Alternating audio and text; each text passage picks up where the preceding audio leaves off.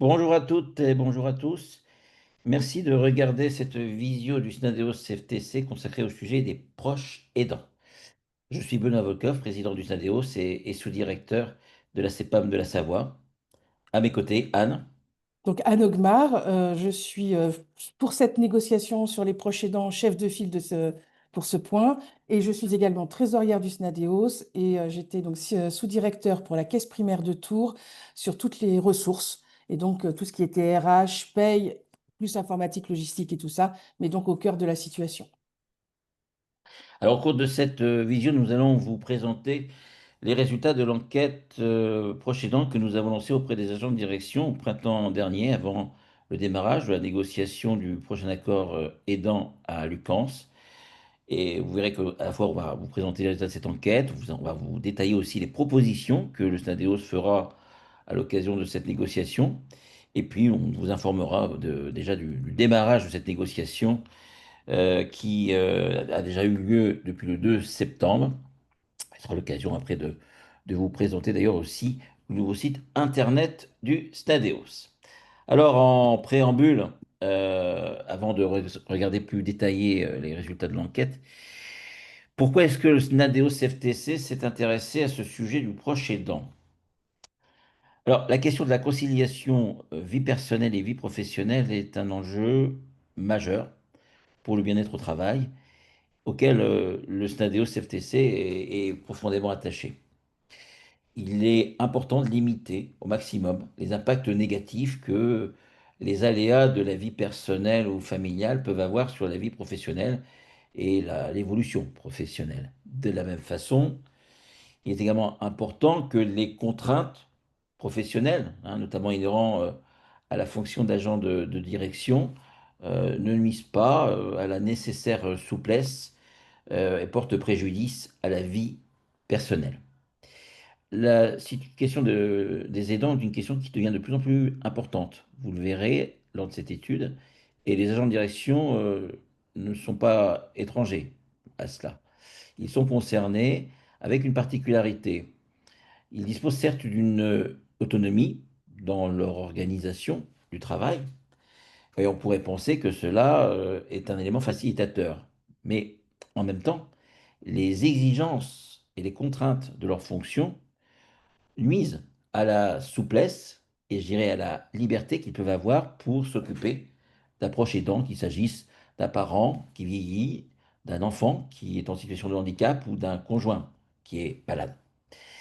C'est la raison pour laquelle le SNADEO CFTC, avant que ne démarre la négociation à Lucans en septembre, a souhaité interroger les agents de direction qu'il représente et qu'il défend sur ce sujet pour avoir à la fois une connaissance de la situation des agents de direction au regard de l'aidance, comment vivent-ils lorsqu'ils sont concernés cette situation, comment l'aperçoivent-ils également quand ils ne la vivent pas mais qu'ils pensent la vivre prochainement, comment mesurent-ils, évaluent-ils la satisfaction, l'utilité, l'information des dispositifs proposés par Lucans dans le cadre de l'actuel accord aidant.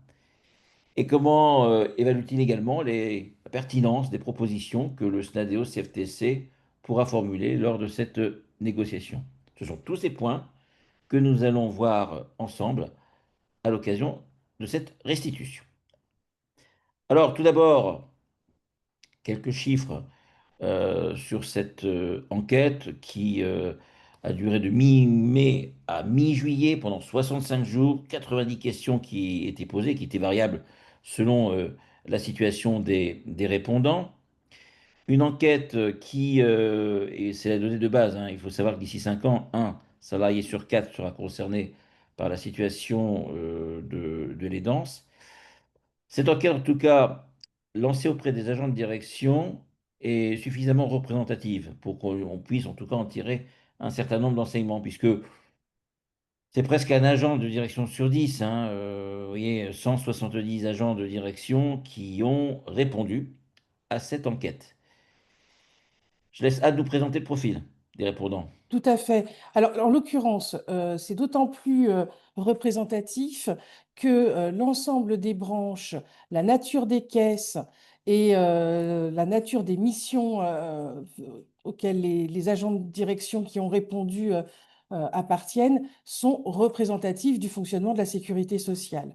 Alors, il y a un tout petit bémol qui est une légère sous-représentation des sous-directeurs et une légère surreprésentation des directeurs comptables et financiers, mais ça ne change pas la véracité et la représentativité de l'étude que nous avons menée.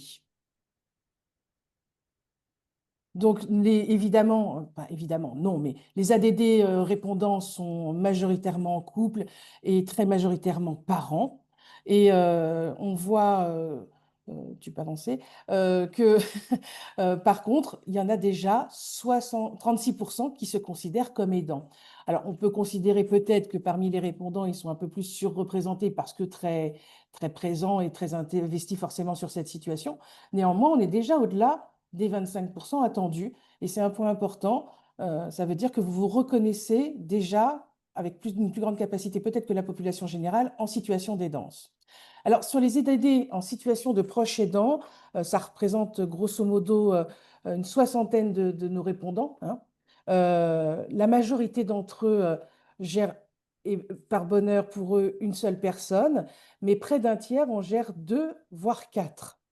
Et évidemment, c'est majoritairement des aïeux qui sont aidés, mais il y a également des enfants et des conjoints, soit en situation de maladie, soit en situation de handicap, en lien avec un accident de la vie ou un problème à la naissance. L'aide apportée, elle est évidemment sur la gestion administrative, c'est normal, ce sont des choses qu'on peut gérer à distance et qui sont plus compliquées, en l'occurrence pour des personnes en état de vieillissement et de perte d'autonomie. Sur l'aide à la santé et l'aide à la vie quotidienne, il y a deux pans qui peuvent être différents. L'un qui se passe véritablement à domicile, c'est-à-dire la préparation des repas ou la prise des médicaments. En revanche, il y a des choses aussi qui peuvent se gérer au coup par coup ou différemment. C'est prendre des rendez-vous médicaux, c'est accompagner lors des rendez-vous médicaux, c'est l'entretien du linge qui peut se faire hebdomadairement. Et donc forcément, l'aide, elle reste importante. Et ceci apparaît d'autant plus que il y a une véritable répartition de la fréquence d'aide apportée. Alors, il y a des petites différences, mais on est pratiquement à trois tiers. Un tiers en aide ponctuelle, un tiers en aide uniquement le week-end, donc c'est hebdomadaire, et une aide quotidienne. Et le volume horaire reste très élevé d'aide.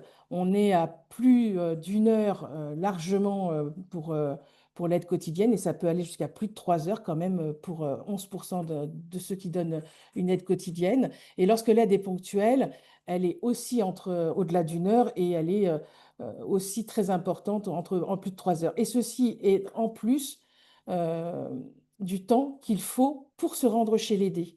Et le temps pour se rendre chez l'aidé, là, on était sur un temps de trajet aller simple. Ça signifie aujourd'hui que pour 61 personnes, 61% des répondants en situation d'aidance, ils mettent plus de 1 heure aller-retour, et voire beaucoup plus, pour se rendre chez l'aidé et faire leur mission d'aidant. Et évidemment, et c'est légitime, hein, l'impact qui est perçu par l'aidant sur sa vie professionnelle et sur sa carrière est important. On a 59% qui considèrent qu'il y a un impact et ceci marque une inquiétude. Alors, les conséquences, et ça vient, c'est d'autant plus important qu'on est aussi dans l'année de la santé mentale et que quand on parle de fatigue physique ou mentale, de stress et d'anxiété accrue, et de difficultés à concilier les horaires, ça montre la charge mentale, ça montre aussi la difficulté physique à mener tout de front. Et ce sont des points extrêmement importants auxquels nous sommes extrêmement attentifs parce que là, on n'est pas sur un équilibre, on est sur le maintien même de la santé de l'aidant, dont on sait que souvent elle est dégradée en raison de sa grande présence et de sa grande implication auprès de l'aidé.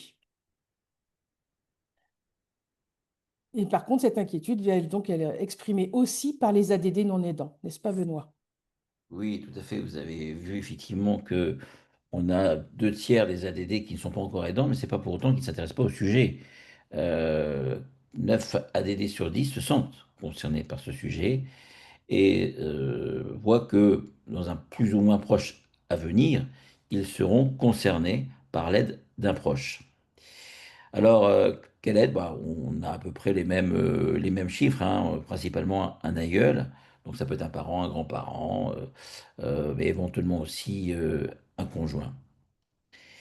L'aide envisagée correspond aussi à celle que les ADD aidants bénéficient, hein. C'est principalement un accompagnement sur les formalités, démarches administratives liées à l'aidance, l'accompagnement, l'aide à la vie quotidienne, hein, sur des aspects très pratico-pratiques, et l'accompagnement, bien sûr, sur les soins et la santé, sans compter aussi la compagnie pour que les personnes aidées ne soient pas isolées. La distance géographique a un impact, hein, pour 86% des ADD, ce qui n'est pas forcément surprenant, car souvent, les agents de direction exercent leur fonction à des kilomètres, si je puis dire, de leurs proches et surtout de leurs parents. Alors, c'est une inquiétude, le fait de devenir aidant pour 7 agents de direction sur 10. Et cette inquiétude est d'autant plus importante qu'ils pensent qu'elle aura un impact négatif sur leur vie professionnelle, vous voyez, pour 80% d'entre eux. Alors, quels sont les impacts? Bah, c'est à peu près la même chose que ce qu'on a pu voir pour ceux qui vivent déjà cette situation des dents, hein. C'est-à-dire principalement de la fatigue, fatigue physique, fatigue mentale, la difficulté de concilier les horaires, les impératifs, le stress, l'anxiété. Ce sont on va dire les trois éléments majeurs, ce qui renvoie bien à cette notion de santé au travail et de lutter également contre la désinsertion professionnelle. Donc, ce sont vraiment des enjeux majeurs. Les dents, ce n'est pas un sujet isolé. Ces répercussions peuvent aller assez loin. À partir de là, quels sont les types de soutien qui pourraient être nécessaires, qui seraient utiles? On voit surtout une flexibilité au niveau des horaires de travail, une meilleure formation ou information sur les droits et les ressources d'un aidant, et également un accompagnement sur les actions administratives. Ce sont les trois axes majeurs qui sont prévus pour les agents de direction, en tout cas qu'ils souhaitent. La sensibilisation de l'employeur, est-ce qu'elle est jugée satisfaisante? Bah, malheureusement, non. À ce stade, pour les ADD qui ne sont pas encore en proche aidant, ils estiment que seulement un quart des ADD estiment avoir une sensibilisation suffisante de la part de leur employeur. Alors, quand on parle d'employeur, ça peut être aussi bien l'UCANSS, les caisses nationales que les organismes locaux. Voilà, donc il y a aussi un axe d'amélioration. Alors, Anne, nous avons un dispositif UCANSS qui existe depuis 2021. Comment est-il utilisé par les ADD? Alors, il est très peu utilisé et très mal connu. Je vais le dire de façon assez générale parce que vous aurez accès aux chiffres.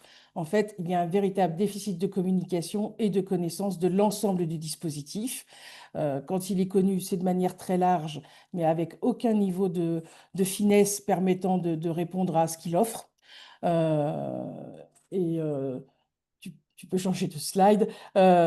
Et donc derrière, voilà, on a des niveaux de connaissances très limités. Et par contre, pour ceux qui ont une connaissance, effectivement, ils considèrent que le protocole d'accord actuel a déjà des dispositifs plutôt satisfaisants. euh, et c'est vrai, en plus, c'était un protocole d'accord assez ambitieux, plutôt novateur, mais qui est passé en grande partie à côté de sa cible. Euh, mais d'ailleurs, ce qui apparaît, c'est que les agents de direction estiment aujourd'hui qu'il est indispensable de mettre en place des aides et des aménagements pour les agents de direction en situation d'aidance. Et donc, quand on rentre plus dans le détail, pardon. Alors, pour ce qui est des ADD qui sont déjà en situation d'aidance, eux ont répondu d'une façon assez spécifique, puisque normalement, ils avaient l'occasion de se servir du protocole. Donc, sur la plateforme numérique, on se rend compte que non seulement elle n'est pas utilisée, mais il y a quand même plus d'un quart des ADD aidants qui ne savaient même pas que ça existait.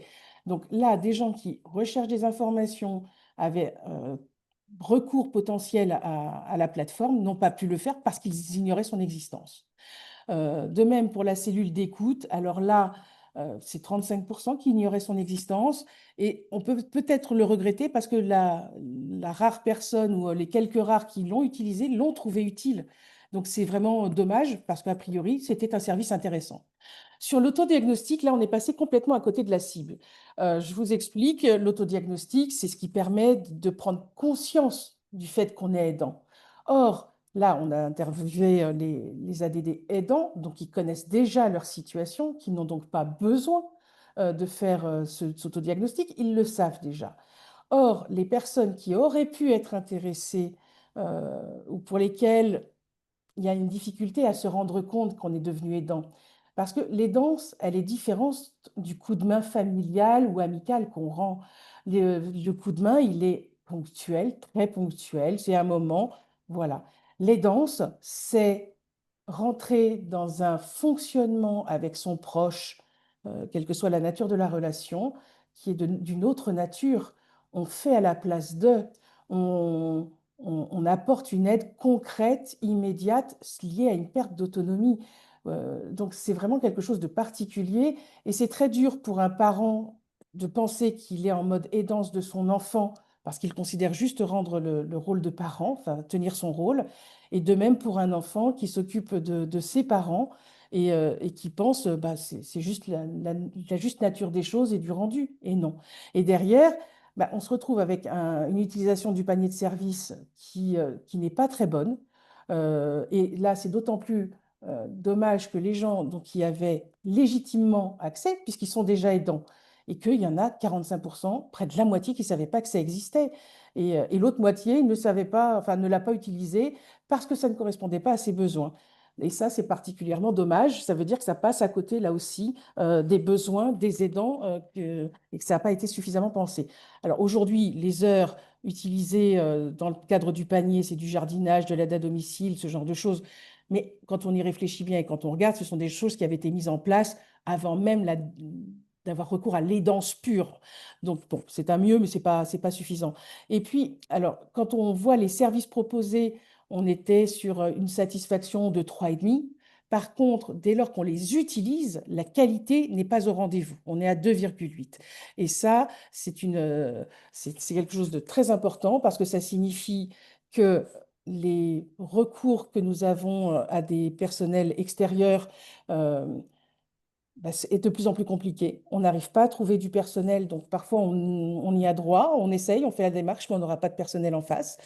Et sinon, le personnel n'est pas suffisamment formé en fonction des pathologies qu'ils auront à gérer et on se retrouve avec un niveau de qualité qui n'est pas suffisant.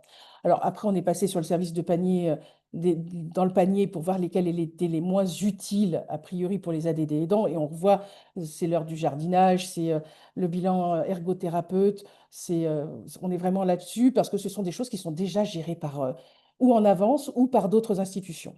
Et par contre, ce qui serait utile, et là on s'en rend compte, parce que la situation de l'aidant, elle est moins gérée, pour pas dire pas du tout gérée, que c'est la situation de l'aidé. Et l'aidant, il a besoin d'aide. Parce que lorsqu'il est avec son aidé, il n'a pas l'occasion de prendre soin de lui.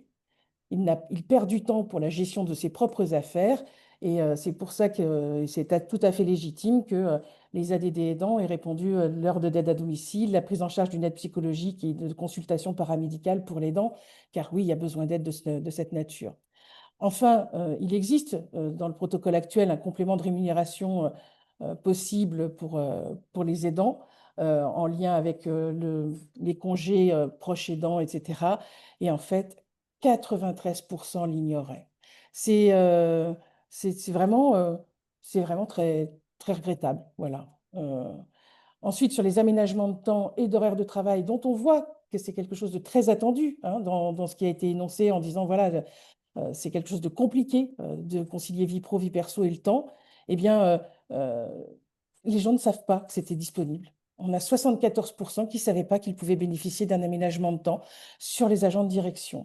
Et en plus, s'ils n'ont pas eu d'aménagement de temps, ils n'ont même pas eu recours à des autorisations d'absence, même non rémunérées.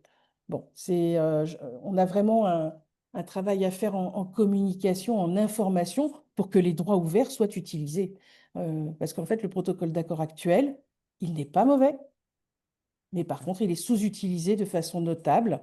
Et le point de vue des non-aidants, là, comme il disait, sur S'ils devaient devenir aidants demain, ils le savent. La problématique sera d'abord un aménagement de temps et le panier de services et l'outil d'autodiagnostic, parce que justement, ils sentent bien qu'ils ne sont pas aidants aujourd'hui et le sauront-ils quand est-ce qu'ils le sont devenus?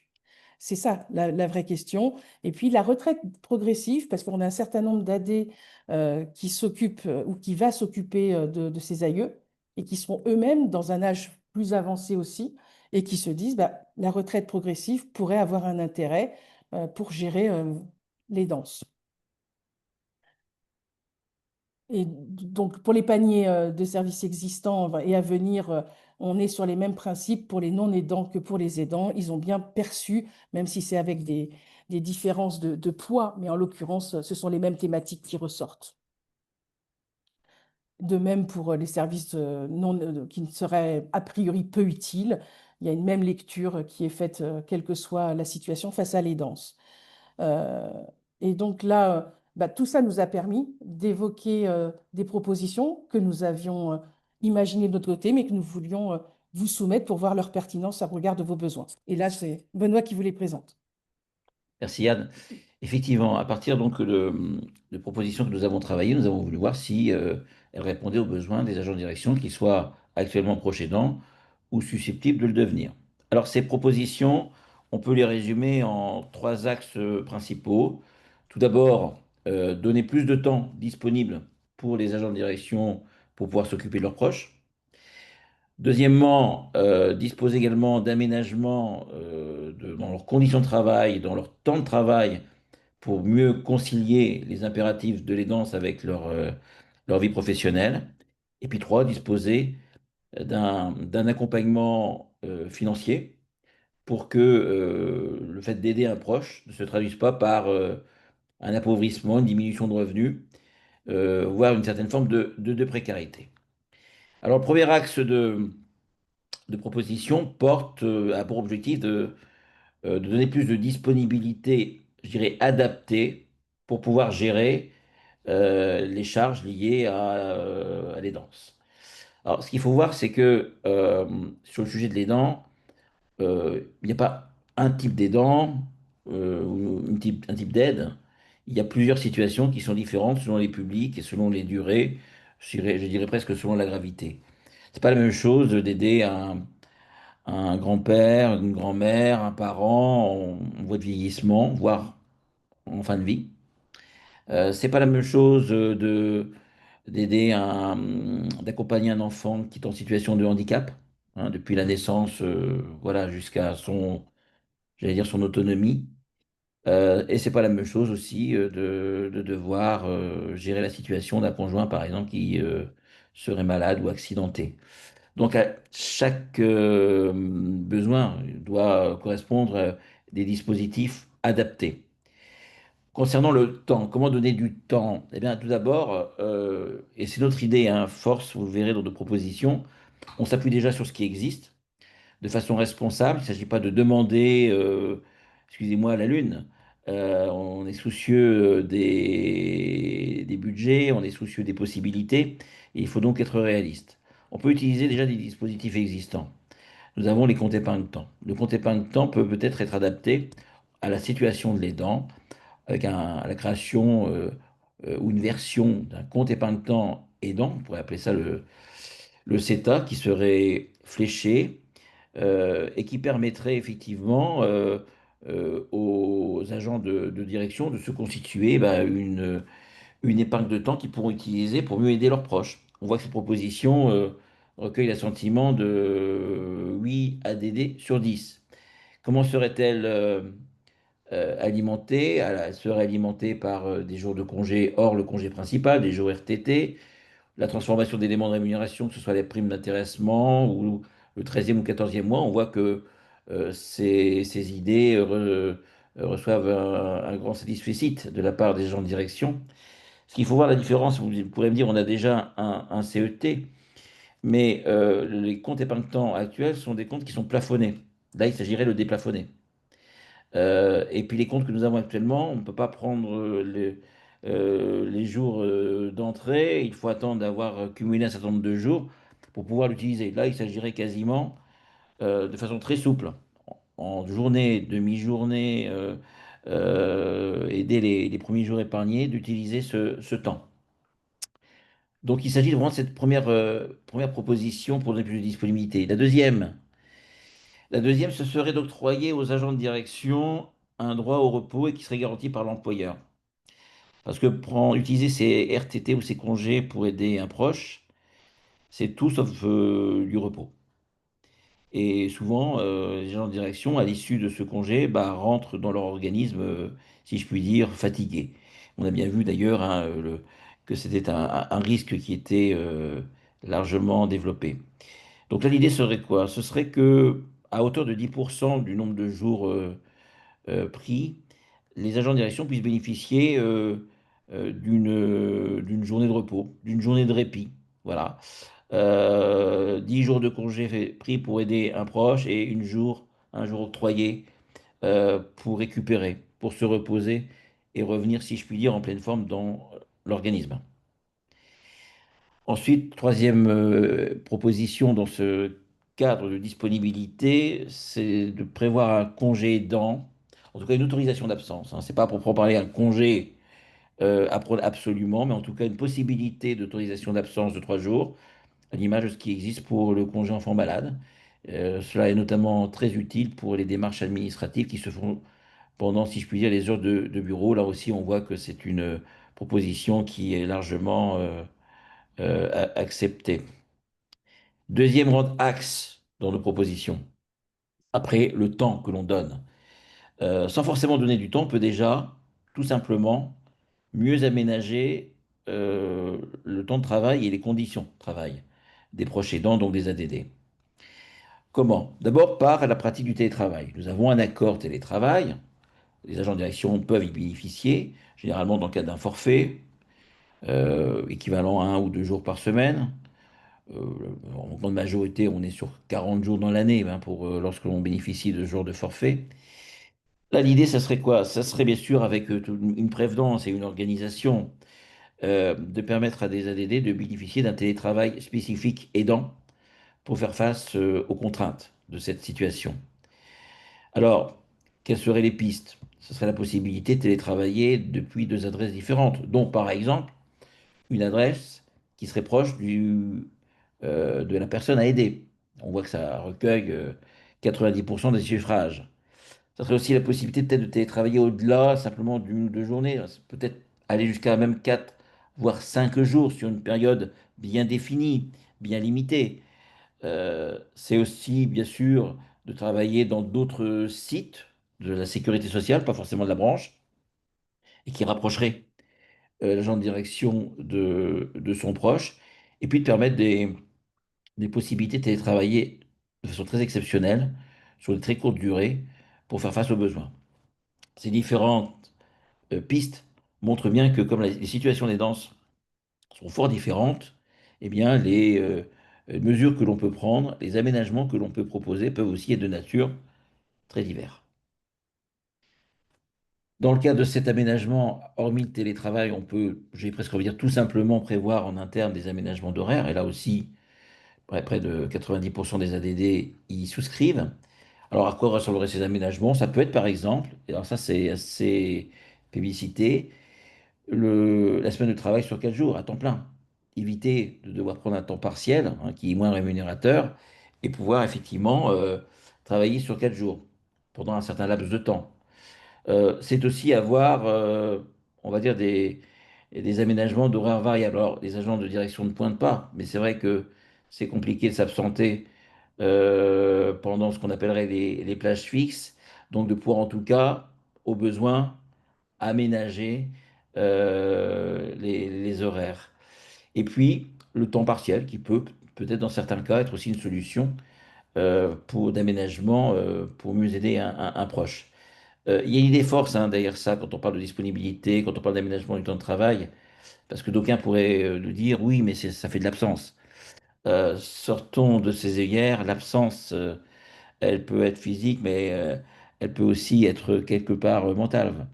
Si vous ne prévoyez pas des aménagements ou des facilités, bien sûr responsables, limités, encadrés, à quoi ça sert d'avoir quelqu'un qui est présent dans son organisme, mais qui n'a pas la tête?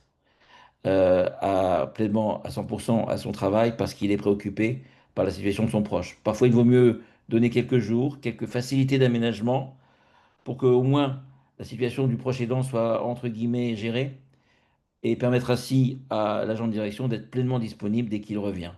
Il y a là aussi une certaine philosophie peut-être nouvelle à avoir. Enfin, le troisième axe, c'est l'accompagnement financier. Alors peut-être que pour certains agents de direction, ce ne serait pas nécessaire, mais pour d'autres, peut-être que oui. À quoi ressembleraient ces aménagements financiers qui, on le voit, hein, satisfont facilement les trois quarts des agents de direction? Principal, c'est de garantir les droits à la retraite.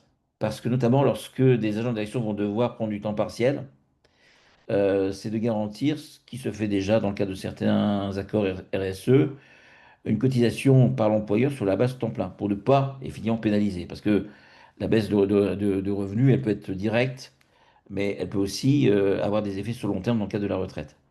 Après, l'accord UCANS prévoit des possibilités d'autorisation d'absence hein, dans la limite de 20 jours, mais c'est du sans solde. Donc, rémunérer peut-être tout ou partie de ces sans-soldes serait en tout cas aussi une possible mesure et qui, en tout cas, plairait à 6 ADD sur 10. Et puis, voilà, rémunérer les sans-soldes de manière dégressive, augmenter la durée annuelle de maintien de rémunération, donc pour les salariés qui bénéficient des allocations journalières, sont aussi des pistes qui ont été évoquées et qui reçoivent un intérêt notable.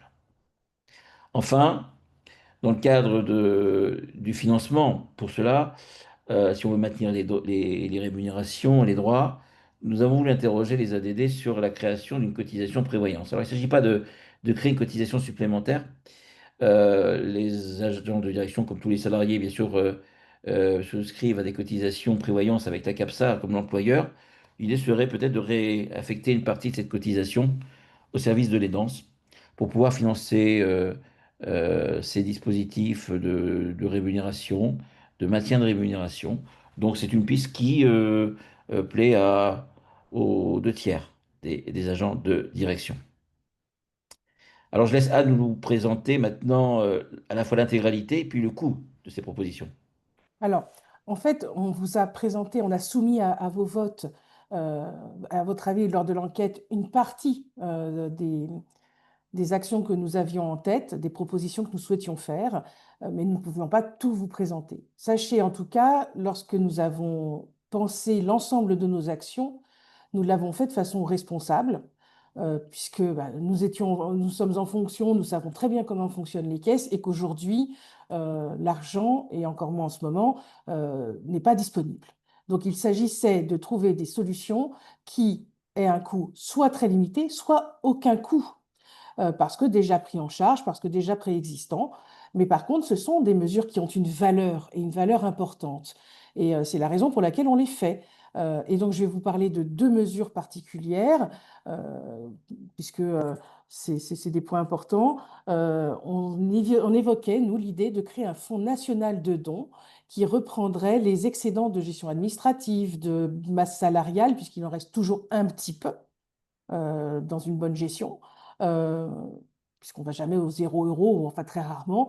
Et donc, à partir de là, en ayant ce fonds national de dons euh, intercaisse, interbranche, donc quelque chose de finalement assez conséquent quand on y réfléchit, là aussi, c'est un moyen potentiellement de payer et donc de régler de façon solidaire entre caisses les situations des agents de direction et peut-être des agents qui ont besoin d'un complément, comme on l'évoquait, là, suite à des absences qui normalement auraient été non rémunérées. Donc ça, c'est une vraie question et elle est d'autant plus prégnante parce que les agents de direction, on est toujours targués de riches de la Sécu, sauf que quand on a un conjoint qui se retrouve en invalidité ou en cas de longue maladie et grave maladie, ben voilà, pour le couple, enfin en tout cas pour le foyer, ben c'est une perte de revenus non négligeable. Et puis l'autre part, on s'en est rendu compte avec tout ce qui est de l'ordre de l'écologique, etc., où il a été mis, en tout cas pour l'assurance maladie, une part variable sur la sensibilisation des CODIR et ensuite de l'ensemble des personnels aux questions écologiques. Ben, c'est de faire la même chose pour les aidants. Parce que être aidant, ceux qui ont répondu, peut-être vous qui êtes devant votre écran, euh, si vous êtes là, c'est que vous y intéressez, mais ce n'est pas le cas de tout le monde. Et il y a un moment pour que ça se passe bien dans une caisse, que ce soit entendable, il faut que le haut de la pyramide soit sensibilisé à cette question. Et parfois, il faut passer par un système où ça, justement, on sensibilise à la question et on donne un coup de fouet à cette obligation de sensibilisation. Et en l'occurrence, il existe, en plus des modules réalisés par l'Institut 410, euh, immersifs, etc., extrêmement intéressants, qui ont été récompensés et qui donc justifieraient qu'on aille vers ça. Et ceci peut-être là, par contre, dès 2026. Donc là, Benoît va pouvoir vous parler justement d'où on en est dans la négociation et évoquer ce point. Merci Yann. Alors, la négociation du nouvel accord UCANS, qui arrive à expiration en décembre 25 a démarré très précisément le 2 septembre. Nous avons eu à ce stade deux réunions de négociation, le 2 septembre et le 16 septembre, la prochaine étant programmée le 21 octobre. Au cours de ces deux premières sessions, Lucas a fait un bilan de l'accord actuel, des dispositifs, et aux grandes surprises, le bilan que fait Lucas rejoint totalement les résultats de notre enquête, notamment sur le faible niveau de connaissance, d'information, voire d'utilisation des dispositifs. Donc ça, c'était le premier élément de cette négociation. Elle a permis également de se rendre compte que, compte tenu des cotisations, en tout cas du budget, qui reprend 3% des cotisations de prévoyance de la CAPSA disponibles, il y avait des fonds, il y avait les moyens de pouvoir mener un certain nombre d'actions dès lors qu'elles sont limitées sur une année, pour pouvoir mieux faire connaître le dispositif aidant actuel. Alors, les organisations syndicales, notamment bien sûr la CFTC, SNADEOS, ont signé un accord, de façon majoritaire, un accord de prolongation de l'actuel accord, qui donc court jusqu'au 31 décembre 2026. Ça nous laisse donc l'année 2026 à la fois pour négocier, et pour mener, sur la base des réserves de la CAPSA, initialement, des actions de sensibilisation, d'information majeures, efficaces, réelles. Et là-dessus, nous proposerons à Lucans, parce que nous avons déjà un dispositif existant. Nous avons l'Institut 4.10, qui est la structure de formation de l'institution, qui s'est fortement impliquée notamment avec l'OCIRP, sur la question des aidants, et qui a un produit, qui a, si je puis dire, des produits de formation, en présentiel comme en distanciel, adaptés pour les équipes de direction, adaptés pour les managers, et adaptés également pour les salariés. Ça peut être donc de la formation, de l'information et de la sensibilisation. Donc autant, si je puis dire, faire avec la famille, avec la maison, pour pouvoir, parce qu'on voit les résultats de l'enquête en témoignent auprès des ADD, mais le bilan de Lucas aussi, il y a un défaut d'information qui nuit à la bonne utilisation d'un dispositif qui pourtant a beaucoup de mérite. Alors, on va rentrer à partir d'octobre et puis novembre sur la négociation du nouvel accord. Nous allons porter les propositions qu'on vous a présentées, en insistant bien sur leur caractère responsable, réaliste. Ce sont des propositions qui, vous l'avez vu par rapport aux audiences, correspondent aux besoins exprimés par les agents de direction. Nous avons pu comprendre aussi que ça répond aussi aux besoins d'autres catégories de salariés. Ce sont des dispositions qui sont souvent des dispositions d'aménagement de temps et qui ne représentent pas des coûts exorbitants. Donc l'argument budgétaire peut difficilement nous être imposé. Et donc à travers ces négociations, ça va être aussi l'occasion de faire vivre le dialogue social à Lucans, qui parfois pêche sur un certain nombre de sujets, et de montrer, en tout cas aux ADD et à tous les personnels de la sécurité sociale, qu'on peut, entre partenaires sociaux, dans le cadre d'un dialogue social constructif, eh bien, proposer une amélioration si je puis dire, de la vie quotidienne par des dispositions qui faciliteront la conciliation vie personnelle et vie professionnelle. C'est en tout cas notre objectif. La fin des négociations est estimée à à la fin du premier trimestre 2026. Il y aura ensuite une consultation qui sera menée pour avoir des opérateurs, puisque les services, les paniers qui vous ont été présentés sont gérés par des opérateurs, des entreprises. Donc il y aura une phase de consultation. Et donc normalement, bah, le nouveau dispositif entrera en vigueur à partir de janvier 2027. Je laisse la Et parole donc, à Anne qui va vous présenter les nouveautés du SNADEOS. tout à fait, parce que si nous portons énormément d'ambition pour ce protocole d'accord à venir sur les aidants, nous avons aussi nous-mêmes beaucoup d'ambition et les résultats bah, nous obligent, hein, et donc, on est en train de refondre notre site internet pour qu'il soit plus attractif et plus ergonomique. Et il devrait être mis à votre disposition dès la mi-novembre. Nous vous enverrons et nous vous informerons évidemment de sa mise en route. Et nous prévoyons également une newsletter qui commencerait sans aucun doute début 2026. Et le but est toujours de mieux vous informer et d'être à vos côtés et à votre écoute également. Donc, vous aurez de prochaines informations sur ces outils de communication qui seront développés et mis à votre disposition. Merci Yann. Alors le SNADEOS CFTC, c'est un syndicat qui se veut proche des agents de direction, bien sûr de ses adhérents, mais aussi de tous les gens de direction qui peuvent être sympathisants, puis qui pourraient peut-être aussi nous rejoindre. Donc pour ça, on vous met à disposition des canaux de contact et de communication, hein. Nous avons notre page LinkedIn que peut-être vous consultez déjà. Nous avons donc le site internet qu'évoquait Anne, et puis nous avons donc une adresse email que vous pouvez utiliser pour poser des questions, faire des propositions, et nous entendons sur cette question des aidants, comme nous le faisons pour d'autres accords d'ailleurs, vous informer régulièrement après chaque séance de négociation. On est avide de recueillir vos remarques, vos propositions, vos réactions que nous pourrons porter, hein. On est là vraiment pour porter vos besoins et propositions. Ce sont vos propositions, hein, qui doivent améliorer votre situation sur ce sujet. En tout cas, on vous tiendra bien sûr informé, hein. Cette restitution, ce n'est qu'une étape. Pour nous, ce sujet des proches aidants est un sujet majeur parce qu'il renvoie à nos valeurs, hein.